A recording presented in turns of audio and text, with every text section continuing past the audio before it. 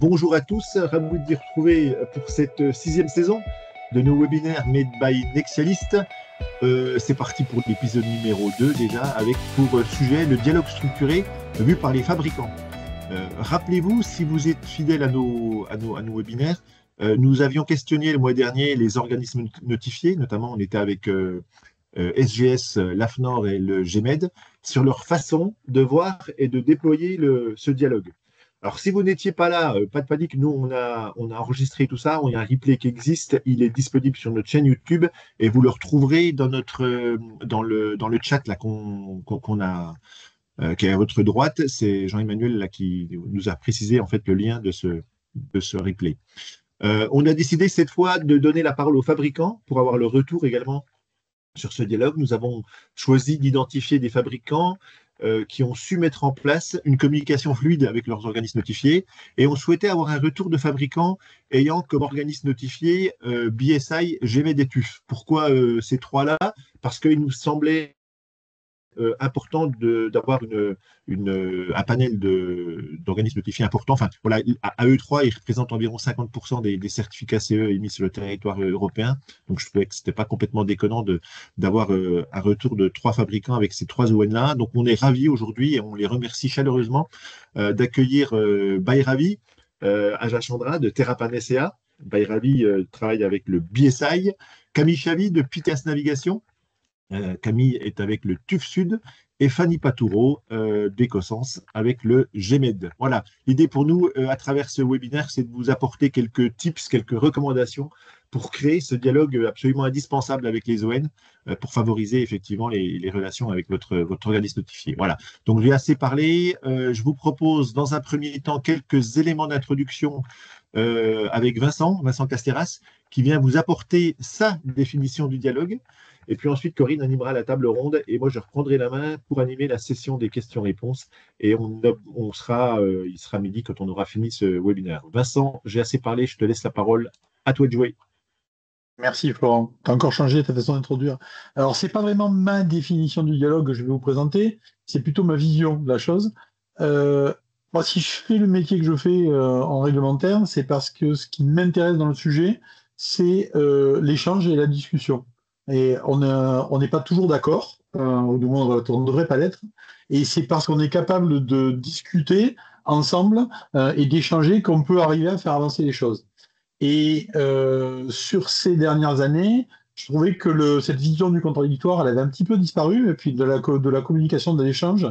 Et donc, quand le dialogue structuré est arrivé, là, quand on a commencé à parler de dialogue structuré, ben, je trouvais que c'était une super occasion de remettre sur le tapis cette nécessité, en fait, de discuter, puisque même l'Europe essaye de l'inclure maintenant dans la réglementation. Euh, le dialogue structuré aujourd'hui, on va le voir là, dans les illustrations, on l'a déjà vu avec les ON, c'est peut-être, à mon sens, c'est encore un petit peu trop, euh, comment dire, cadré dans un échange où ça manque justement de discussion, mais peut-être que nos trois intervenantes aujourd'hui, elles ont une vision différente, une expérience différente de la chose. Euh, pour moi, l'élément clé de l'histoire, c'est vraiment de rester dans cette idée que ne pas être d'accord, c'est pas impérativement ne pas être en conflit. Et toute l'idée du dialogue structuré, c'est censé être de permettre de résoudre les désaccords. Corinne, tu veux bien passer à la slide suivante, s'il te plaît, de fait. Voilà. Et il y a peut-être un élément, le seul élément sur lequel je pourrais appuyer là-dessus, c'est de prendre en compte, de toujours penser que pour qu'il y ait un dialogue, il faut qu'il y ait plusieurs intervenants et que les intervenants qu'on a en face de nous, ils peuvent avoir des préoccupations qui sont différentes des nôtres. Et là, on a juste mis pour illustrer le cas, le fait que quand vous discutez, quand un fabricant discute avec son organisme notifié, on n'a pas pris le cas des autorités compétentes, mais ça pourrait marcher aussi. Mais là, dans le cas de l'organisme notifié, il va y avoir plusieurs types d'interlocuteurs qui n'ont pas tous les mêmes préoccupations et n'ont pas tous le même éclairage sur la problématique. On n'a pas rajouté, mais on pourrait rajouter, puisqu'avec un ON, il y a une relation commerciale, il y a aussi des problématiques de facturation et d'être d'accord ou pas d'accord sur ce qui est facturé, parce que ça peut aussi arriver. Au fond, c'est une relation de service, et donc dans un service, il peut y avoir des erreurs aussi sur la facturation ou sur la réalisation.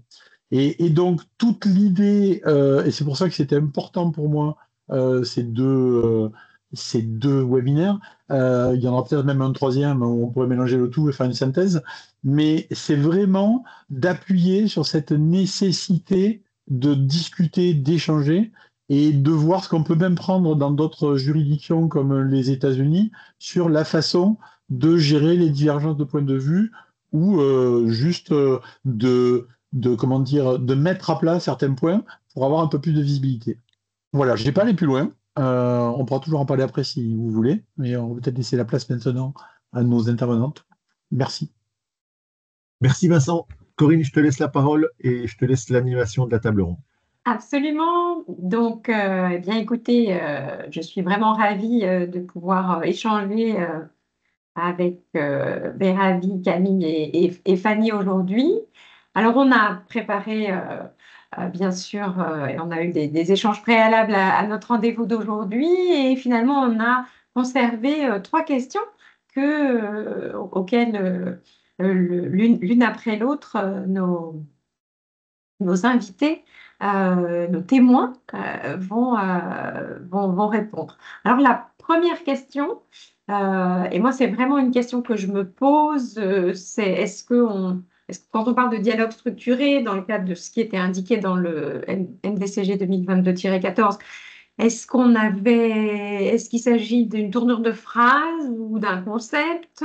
Parce que rajouter l'adjectif structuré à dialogue, est-ce que ça a vraiment changé la façon, ou est-ce que ça a l'intention de changer la façon dont on peut communiquer avec un organisme notifié? Et donc, la première question, c'est est-ce que le MDCG 2022-14 a inventé un concept, ou bien est-ce que les échanges entre les organismes notifiés et les fabricants n'étaient-ils pas déjà structurés? Donc ça, c'est mon premier point et c'est le premier témoignage qu'on aura. La deuxième question, c'est vraiment basé sur l'expérience. Qu'est-ce qu'on pourrait partager comme conseil? Donc, cette fois-ci, on est bien dans l'ordre du conseil pour établir peut-être d'abord et pour maintenir un dialogue dynamique et utile, alors utile au processus de certification et à son aboutissement, bien sûr, avec l'organisme notifié. Et puis, Vincent, tu l'as évoqué, il y a des choses qui sont déjà mises en place, des systèmes, des modalités qui sont mises en place avec des régulateurs étrangers. Donc, souvent, ce sont des agences comme la FDA, Santé Canada, le TGA. Donc, ce ne sont pas des organismes tierces parties, mais bien des agences, des autorités de santé. Et est-ce que finalement, aujourd'hui, on peut partager et apprendre des expériences qu'on a eues, ou que vous avez eues plutôt, de dialogue avec ces régulateurs étrangers? Et donc, c'est le passage et l'ordre d'apparition à l'écran, c'est vraiment l'ordre alphabétique des prénoms. Et donc, Beiravi, tu étais d'accord pour commencer à répondre avec nous, avec ton expérience, à ces trois questions.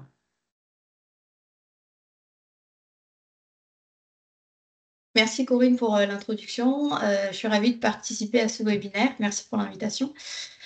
Donc, pour répondre à la première question, le dialogue avec BSI était pour nous déjà assez structuré. On développe des logiciels à base d'intelligence artificielle pour lequel on est certifié sous MDR maintenant depuis septembre 2021. Et puis, étant donné que ce sont des logiciels, on est amené à faire beaucoup de modifications durant une année. Et ce qu'on a mis en place petit à petit, quand il est possible, avec notre chargé clientèle, c'est de faire un point annuel, souvent en fin d'année ou début d'année, pour lui dire, bah, écoutez, nous, on prévoit de faire tel changement sur notre produit. On pense qu'ils seront substantiels. Et donc, on essaye de voir avec BSI s'il est possible, par exemple, de fusionner la revue annuelle prévue sur la documentation technique avec celle qu'on prévoit de soumettre, qui elle aussi nécessitera une revue complète de la documentation technique pour éviter notamment les coûts, mais aussi le temps, parce que ça permet aussi de prévoir et de se caler sur un planning avec eux en amont. La partie planning est très importante parce que c'est pas toujours le chargé clientèle qui va le faire. Comme l'évoquait Vincent au début, il y a beaucoup de services annexes comme la facturation, la planification qui sont indépendants parfois du chargé clientèle. Et il est important de revoir le planning, les devis qui sont proposés par eux pour maintenir un dialogue dynamique et utile avec l'ON. Je peux prendre un exemple qu'on a eu dans le cadre d'une revue de la documentation technique avec eux. Donc, comme je vous disais, on fait des logiciels à base d'intelligence artificielle. On nous avait dit qu'il y aurait des examinateurs spéciaux pour l'intelligence artificielle quand on avait fait notre présentation en fin d'année. Finalement, on reçoit le devis pour la revue du dossier de la documentation technique substantielle. On voit que la case n'est pas cochée. On a eu la mauvaise idée de ne pas intervenir. On n'a pas noté l'erreur. On s'est dit, bon, on ne va pas payer plus. C'est déjà bien ce qu'ils reçoivent. Manque de bol, au moment où la revue commence 7 mois après, ils nous disent bah, en fait, on avait oublié de vous ajouter la revue de l'intelligence artificielle. Du coup, vous devez préparer une série de documentation pour telle date parce qu'il y aura un reviewer supplémentaire pour votre revue de la documentation technique. Donc, quand l'équipe Cara va de nouveau solliciter l'équipe technique de dire bah, j'ai besoin d'encore de documentation, c'est pas la partie la plus fun à faire. Donc, vraiment, si à ce moment-là, on n'avait pas hésité à dire il y a peut-être une erreur sur votre devis, est-ce que vous êtes sûr, bah, ça aurait permis de faire un gain de temps assez important dès le départ. Donc vraiment, quand vous avez des devis, quand vous avez des interrogations parce qu'il y aurait un loupé de la part de l'ON, il ne faut surtout pas hésiter à rebondir dès qu'on en a connaissance pour pas avoir un travail à fournir qui est très important en très peu de temps a posteriori. Ça peut aussi aller dans le sens inverse. On a eu le cas dans un audit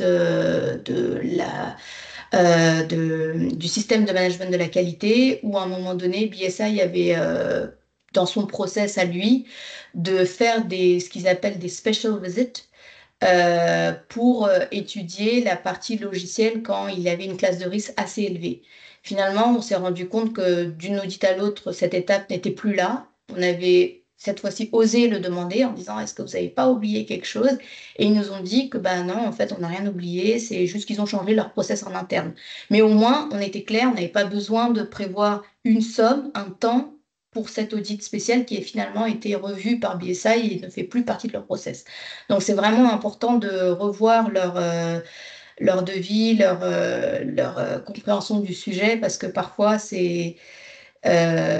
peut nous faire gagner du temps. Pareil avec les examinateurs aussi. Quand vous soumettez des dossiers et que vous avez, en tout cas avec BSI, ils appellent ça des round of questions, n'hésitez pas à leur demander de clarifier les questions, ce qu'on a le droit de faire par exemple avec la FDA. Pour être sûr qu'on a bien compris leurs questions et parfois de bien les orienter aussi parce que eux ils connaissent pas notre documentation, c'est pas familier pour eux la structure de notre documentation technique, elle est différente d'une entreprise à l'autre et donc parfois il a juste pas vu la bonne information dans le bon document. Donc parfois juste l'orienter suffit pour répondre à la question ou même supprimer la question. Donc avoir des réunions avec les examinateurs de documentation technique reste super importante pour faire gagner du temps et c'est des choses dont on a le droit de faire avec la FDA, ce qui me permet de faire la transition avec la question numéro 3. Quand on a des questions avec la FDA, par exemple, on a le droit d'avoir un call avec eux dans les 10 jours pour clarifier les questions, être sûr qu'ils ont bien compris les éléments et de aussi négocier certains aspects qui peuvent paraître obligatoires à premier abord, mais au final, ils restent quand même compréhensibles, peut-être un peu plus que les organismes notifiés, au final, avoir des produits qui permettent de garantir la sécurité et la performance sur leur marché américain.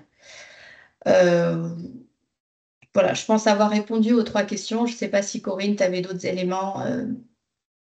Non, alors j'ai bien un élément, mais comme on n'a pas discuté, je vais pas te poser la question, mais ça m'est venu là comme ça. Ceci étant dit, merci beaucoup de partager ces moments d'interaction très très concrets. Et je retiens de ce que tu dis que finalement, à toutes les étapes du processus de certification, un échange bref, qui peut être bref, en fait, Oui, qui n'est pas forcément compliqué à mettre en place et où on ne prend aucun risque, peut finalement lever des obstacles qui, si on oui, les laisse s'installer, sont assez, voilà, pourraient être pénalisants, notamment oui. en termes de délai et de timing.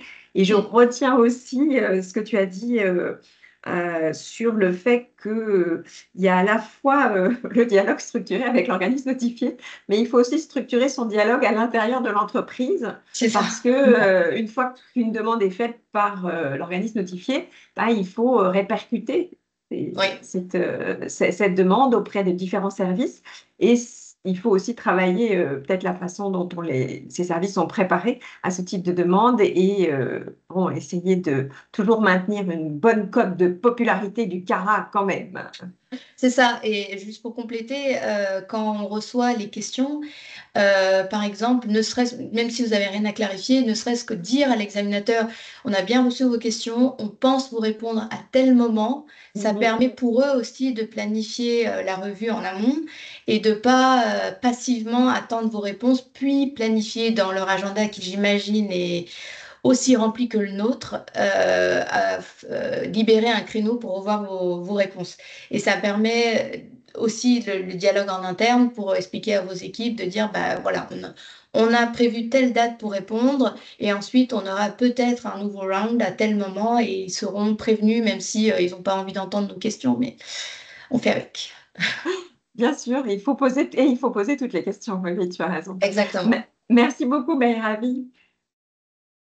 Alors Camille, est-ce que tu as des expériences similaires ou des expériences différentes, complémentaires dans cet autre pays, si on peut dire ça comme ça, ou pour cet autre voyage que tu fais avec le TUF? Mm, D'ailleurs, mm. c'est TUF sud, Sud. Rhénan, C'est sud, Tube Sud Italie, nous.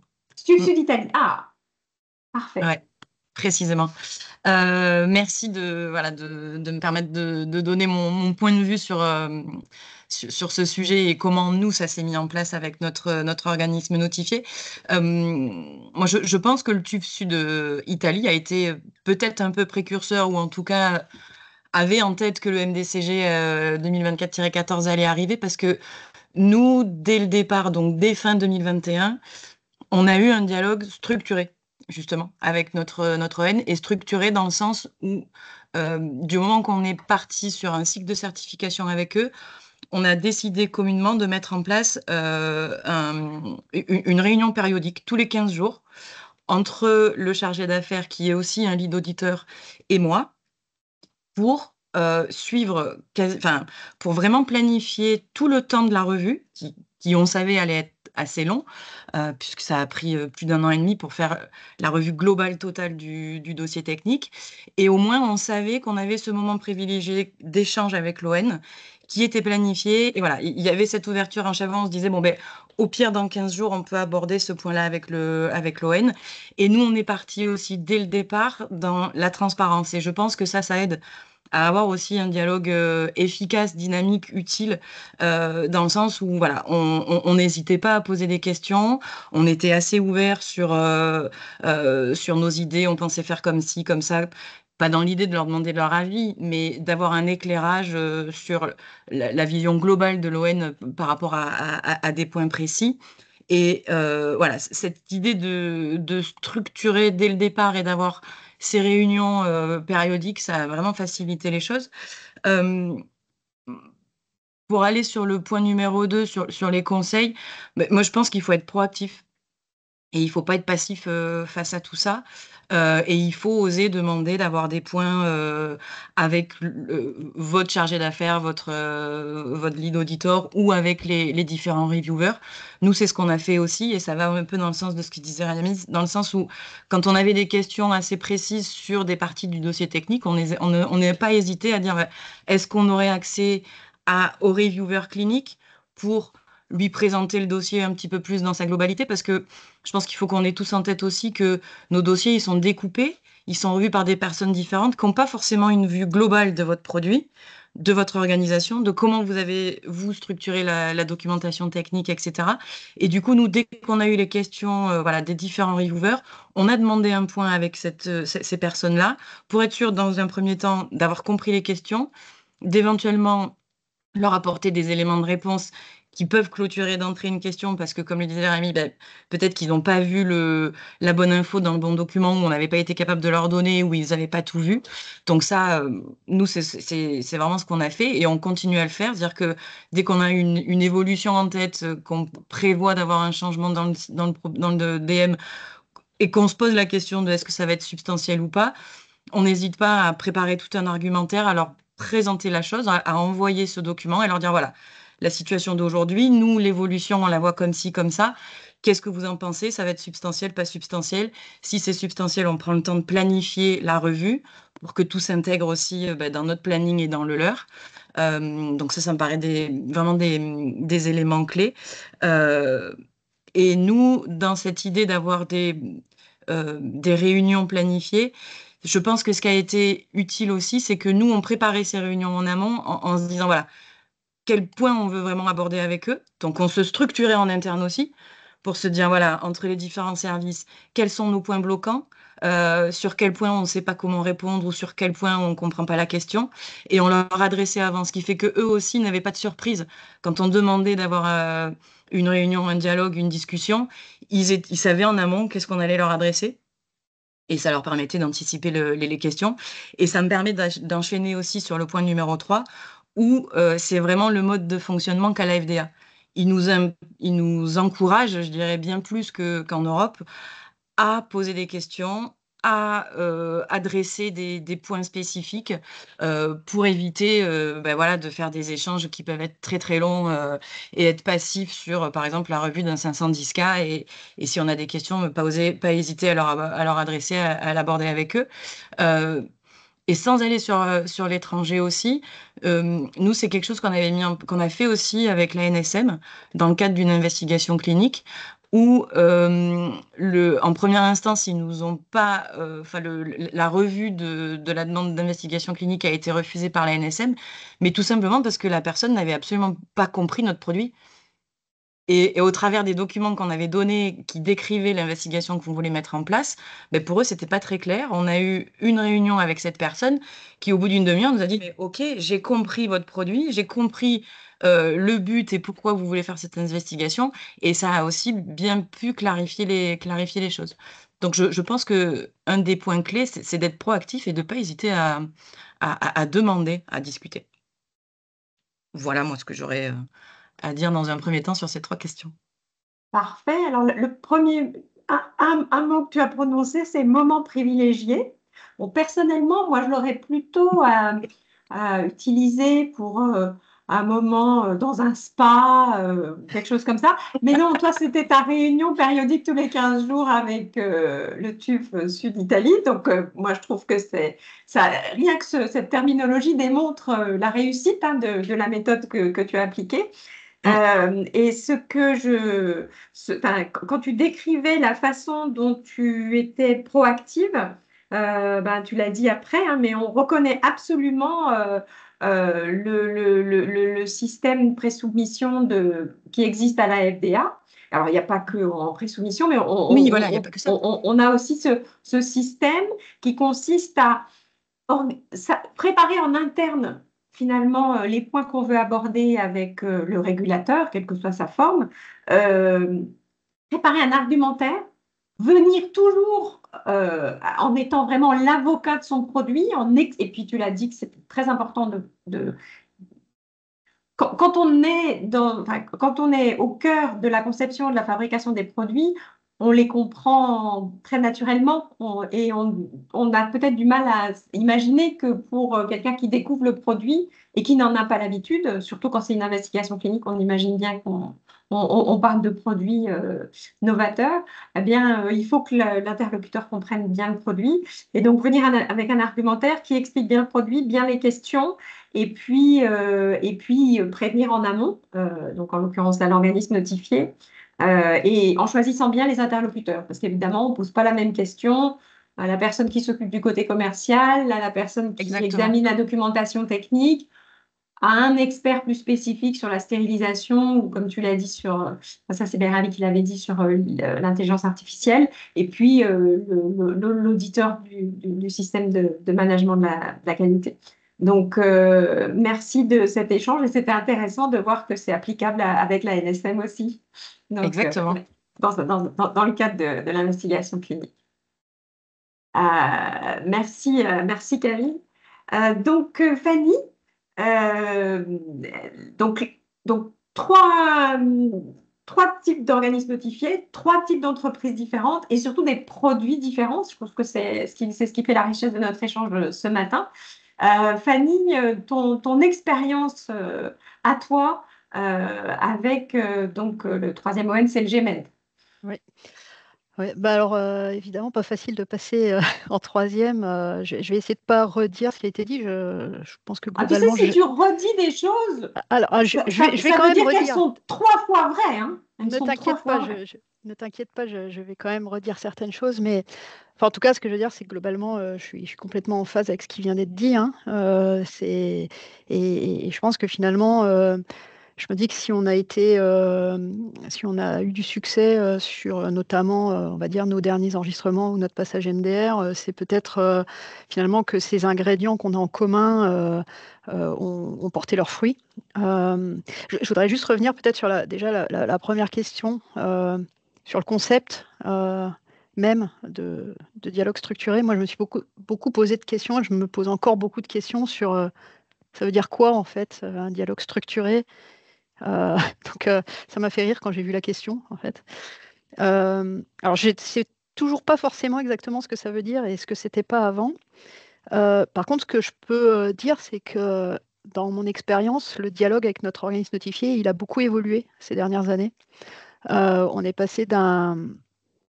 En fait, alors Vincent disait tout à l'heure, pour dialoguer, il faut être deux, il faut être plusieurs. En fait, avant, on ne dialoguait pas, c'était une série de monologues. C'est-à-dire qu'on n'arrivait pas, on n'avait pas ce contact avec l'ON. On envoyait un mail très formel avec un fichier. Voilà, bon, ce qu'on fait toujours, hein, d'ailleurs. On a toujours à le faire à un moment donné pour formaliser, mais finalement, on n'avait un peu que ces échanges-là. On devait envoyer des questions formalisées, on avait une réponse 7 jours plus tard. Enfin bon, c'était voilà. Et ce que j'ai cherché à mettre en place, c'est un dialogue justement avec mon organisme notifié. Ça a été un peu difficile au départ. Hein. Je pense que c'était vraiment pas dans les mœurs. Et je pense que c'était complexifié par le fait que notre organisme notifié était, je pense, terrorisé à l'idée qu'on puisse penser que ce qu'il nous disait était du conseil et pas du dialogue structuré. Et donc, dès qu'on posait une question ou dès qu'on abordait un sujet, très rapidement, c'est « Ah ben non, mais on ne peut pas vous dire, on n'a pas le droit ». Donc, je pense qu'en fait, on avait un double handicap. La culture, et 2, cette interdiction de faire du conseil. Aujourd'hui, c'est complètement différent. Et alors, je m'en attribue une part très modestement. Je pense que j'y ai contribué, que nous y avons contribué collectivement avec ce qu'on a mis en place. Mais je pense qu'aussi que les organismes notifiés, en tout cas le nôtre, a réfléchi à ce sujet et a mis en place des choses. Et on le voit très nettement, par exemple, sur l'examen de dossier. Hein, je suis en phase avec ce qui a été dit. Pour nous, le P1, par exemple, donc la première évaluation du dossier, on a reçu les NC direct, brut de fonderie, sans qu'on nous ait posé des questions avant, sans qu'on ait eu l'occasion d'apporter une réponse complémentaire qui aurait évité la non-conformité, tout simplement, parce qu'ils n'avaient pas trouvé la bonne information ou ils n'avaient pas lu le bon dossier, le bon document. Donc alors, je me souviens, la première fois, on avait demandé accès à l'évaluateur en disant, voilà, il y a 2 non-conformités, on ne comprend même pas la non-conformité, on ne comprend pas ce qui ne va pas. Et ça a été très compliqué d'avoir accès à l'examinateur. Aujourd'hui, on est dans un mode FDA où là, on est en plein dedans en ce moment. Notre évaluateur, Trice en l'occurrence, nous envoie des questions. Elle est en train de revoir le dossier, elle nous envoie des questions. On n'a rien demandé, hein. C'est elle qui envoie naturellement des questions et qui, pour la plupart, on arrive à répondre en séance en disant c'est dans tel doc, ou tiens, elle nous dit tiens, j'aimerais bien avoir tel doc, est-ce que je peux l'avoir, ou je ne comprends pas tel sujet, est-ce que vous pouvez m'expliquer? Ce qui, je pense, in fine, est extrêmement positif parce que c'est très vertueux en fait. C'est-à-dire que évidemment il y aura moins de NC, donc moins de choses à traiter, un peu idiotes, parce que évidemment, je pense qu'on sait tous aujourd'hui que toute non-conformité, il faut la traiter, il faut la revoir, donc c'est du temps, de l'argent, etc. Et puis humainement, c'est évidemment très frustrant pour nous, mais aussi pour l'organisme notifié, évidemment. Ce qu'on a mis en place au-delà de l'examen de dossier, c'est un peu dans le même modèle, c'est qu'on a mis des régulières, pas spécifiques, pas tous les 15 jours ou tous les mois, mais quand même relativement fréquentes, alors en fonction de quand on est, des agendas, hein, et des actualités. Et surtout, ce qu'on a tenu à faire, nous, et moi je recommande vraiment d'avancer là-dedans, c'est déjà d'avoir des dialogues directs et pas des échanges par mail uniquement, par Teams, voire en face à face. Nous, on est allé voir, alors quand c'est possible, hein, évidemment, mais nous, on est allé les voir dans leurs locaux plusieurs fois. On a eu une vraie réunion avec des vrais gens. Voilà.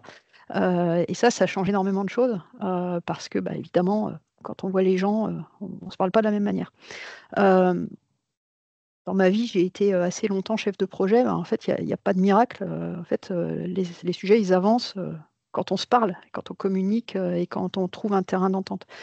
Donc ma recommandation, évidemment, elle est commune aux autres, hein, mais c'est vraiment de privilégier les échanges, la communication, anticiper les choses. Nous, dans les réunions, évidemment, on parlait des sujets du moment, mais on leur expliquait aussi ce qui allait arriver. On leur disait, voilà, on a tel projet, on pense que c'est un changement substantiel, il va arriver dans 1 an, mais on leur en parlait. Ça leur permettait de nous poser des questions. Éventuellement, ça nous permettait de nous dire, ah oui, tiens, on n'avait pas anticipé tel type de question ou tel impact. Donc, ça nous permettait aussi de rectifier le tir. Puis surtout, eux, ça leur permettait de se dire, bon, on sait ce qui est en train de venir, on sait qu'il va falloir qu'on prévoie de la ressource. Et surtout, ils nous parlent et ça donne confiance, hein, tout simplement. Voilà. Donc, il ne faut pas hésiter à être moteur.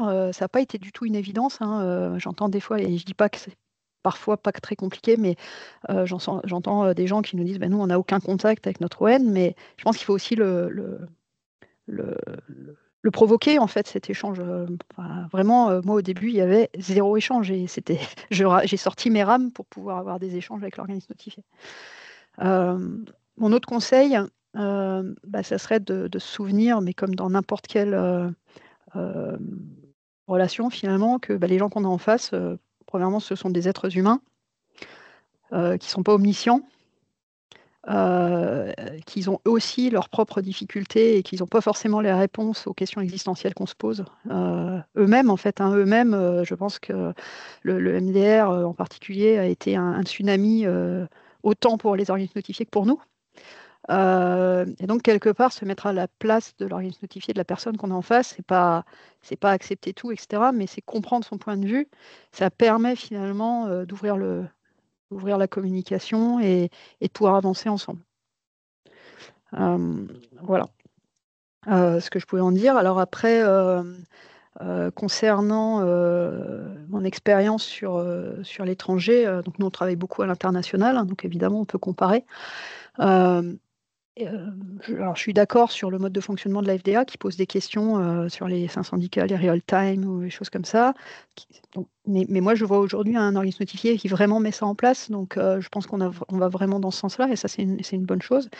De manière générale, Moi, je me suis aussi rendu compte, alors aussi avec la NSM d'ailleurs, ça m'a fait, j'y ai repensé en entendant le témoignage précédent, mais de manière générale, enfin moi encore cette année, enfin l'année dernière, fin d'année dernière, ça m'est arrivé de demander à la FDA une fois au Brésil, enfin à l'INMetro de l'autre côté, un call parce que en fait on avait des demandes qu'on ne comprenait pas. Enfin, visiblement, on était dans un... Et même la PMDA, d'ailleurs, au Japon, alors on ne leur a pas parlé en direct, on parle par notre distributeur, mais on a demandé à avoir des contacts directs avec les personnes, parce que finalement, à un moment donné, on se rend compte, et effectivement, je pense qu'il y a une question d'incompréhension du dossier, du produit, de la manière dont ça a été expliqué aussi, parce qu'il y a la barrière de la langue, hein, de temps en temps, et de temps en temps, c'est peut-être pas bien formulé ou pas formulé comme ils le comprennent.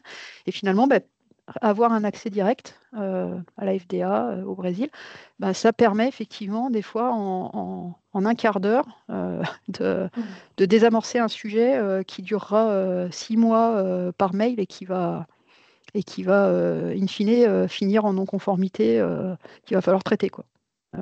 Voilà. Donc, je pense que de manière générale, finalement, quoi qu'il en soit, c'est j'ai envie de dire que c'est un peu du bon sens et que c'est la communication de base, quoi. Communiquer, c'est toujours mieux quand on le fait en face à face.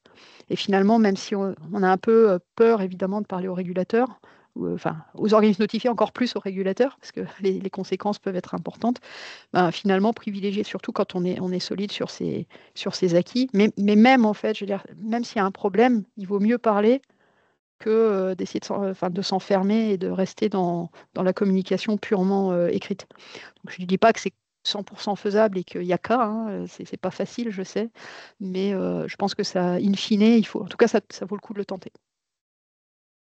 Ok, ben, merci beaucoup Fanny. Donc oui, alors deux points, même si aujourd'hui la communication avec votre organisme notifié est nulle ou très mauvaise, on peut retenir de ton expérience que ça peut évoluer. D'abord parce que au sein des organismes notifiés, la culture, tu l'as dit, évolue et ça peut devenir aussi plus vertueux si on reste, comme on l'a dit tout à l'heure, super proactif.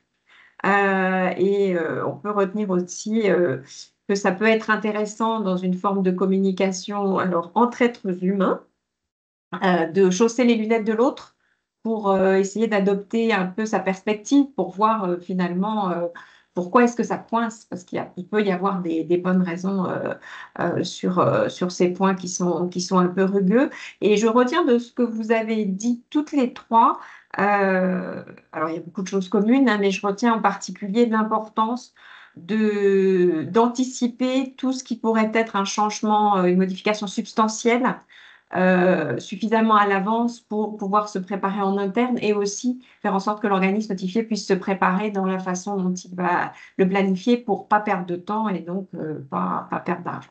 Donc, je vous remercie toutes les trois de ces échanges et on a une petite question subsidiaire. Alors, c'est vous qui l'avez trouvée, cette question subsidiaire. C'est un point d'attention et quelques expériences dans la communication avec d'autres services de l'organisme notifié que ceux qui étaient sur la slide qu'a présenté Vincent tout à l'heure, c'est-à-dire des gens qui sont à la planification, les gens qui établissent les personnels qui établissent les contrats, qui communiquent avec vous sur les dispositions contractuelles de certification, et puis les services financiers ou commerciaux d'ailleurs, commerciaux pour l'émission des devis, et puis ceux qui s'occupent de la facturation. Donc là, je vous laisse choisir qui a envie d'échanger sur un point en premier. Ce qu'on s'était dit, si je peux comme ça lancer la discussion, c'est que l'organisme notifié en tant que tel est un prestataire d'un service très particulier, très critique, très crucial, mais c'est un prestataire de service avec lequel on a des échanges contractuels et commerciaux. Voilà. Je peux prendre la main si Avec je continue dans la foulée.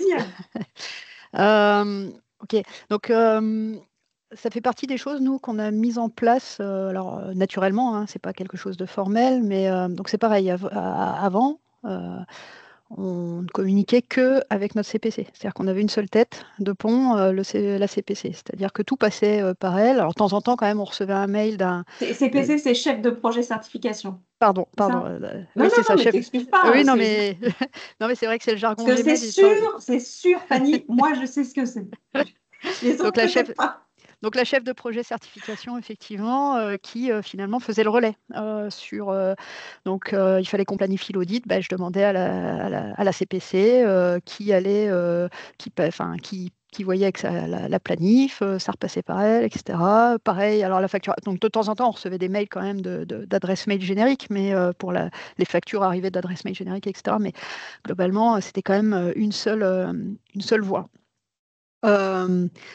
Je crois que j'ai fait un peu exploser ça, là, pour le coup, je crois que j'en suis un petit peu responsable. Maintenant, on a un mode très différent de fonctionnement et qui est que, alors je la garde systématiquement dans les boucles, dans toutes les boucles. Par contre, quand il s'agit de planifier l'audit, je communique avec la planification. Quand il s'agit de questions de contrat, je parle avec la personne idoine. Et puis quand il s'agit de questions sur la facturation ou sur le devis, je parle aussi aux personnes idoines. Voilà. Et ça a changé beaucoup de choses dans la fluidité, déjà. Parce que ça va plus vite. Je pense aussi dans le sens, puisque finalement, je ne voyais pas trop quel sens ça avait que cette personne fasse juste le relais entre les différents services. Et in fine, je pense que évidemment, ça doit lui faire gagner du temps, de l'énergie, etc. Et moi, de mon côté, j'ai des réponses plus rapides, plus pertinentes, puisque la communication, on le sait bien, hein, plus ça passe par plusieurs personnes et plus il y a une perte d'informations en ligne. Et donc, je pense que, in fine, tout le monde y a gagné. Donc ça, je pense que c'est quelque chose, quand on peut le mettre en place, c'est mieux de pouvoir parler aux bonnes personnes. L'autre sujet, je pense, alors je ne sais pas si c'est un petit peu, c'est peut-être un peu en marge, mais je pense qu'il faut bien regarder les contrats aussi qu'on a avec l'organisme notifié, puisque finalement, c'est ça qui va permettre comment dire, de définir ce qu'on a, ce qu'on va mettre en place avec eux. Et alors, je crois que ça a été dit tout à l'heure, mais il ne faut pas hésiter aussi à discuter les termes de ce contrat. Parce que dans le cadre du dialogue structuré, hein, puisque finalement, c'est ça qui va faire que c'est ce qu'on va appliquer derrière. Et on a tout à fait la possibilité de modifier, alors pas tout, hein, évidemment, mais de modifier pour que ça corresponde mieux à notre cas. Voilà. Donc je pense que discuter en particulier avec les équipes en charge des contrats du contrat et du détail du contrat, y compris de temps en temps un mot, hein, évidemment, mais comme dans n'importe quel contrat, hein, je pense que tu l'as bien dit, Corinne, tout à l'heure, finalement, l'organisme notifié, c'est un prestataire de service, on le paye et finalement, c'est un fournisseur. Hein. Moi, il est dans la liste de mes fournisseurs critiques, le GMED. Donc, voilà, je pense qu'in fine, ce n'est ni plus ni moins qu'une bonne gestion de la relation avec le prestataire qu'il est. Ok, merci Fanny. Quelque chose à ajouter, Camille, Bayrabi? Oui, de mon côté, c'est surtout avec le service facturation. C'est très important de revoir les factures qu'on vous envoie, parce que c'est pas forcément le chargé clientèle qui vous les envoie, c'est un service qui est vraiment à part, qui est assez particulier parfois. Par exemple, nous, dans le cas d'audit sur le système de management de la qualité, donc on est basé sur Paris, ils peuvent, par exemple, venir 2 jours chez nous, mais 2 autres jours chez un autre fabricant. Sauf que les factures sont sur les 4 jours, que ce soit pour l'hôtel, leur repas. Parfois, on a eu des belles surprises où ils ont consommé de l'alcool, du cognac, de l'eau de vie. J'ai dû même googler pour savoir qu'est-ce qu'ils ont consommé, parce que je ne savais pas tous les termes. Ah, mais ça, c'est Paris, ça. C'est, voilà. Oui. Donc, on a gentiment dit qu'on ne voulait pas prendre tous les repas, tous les frais d'hôtel liés à ces consommations-là, notamment quand les jours d'audit n'étaient clairement pas attribués à Terra Panacea.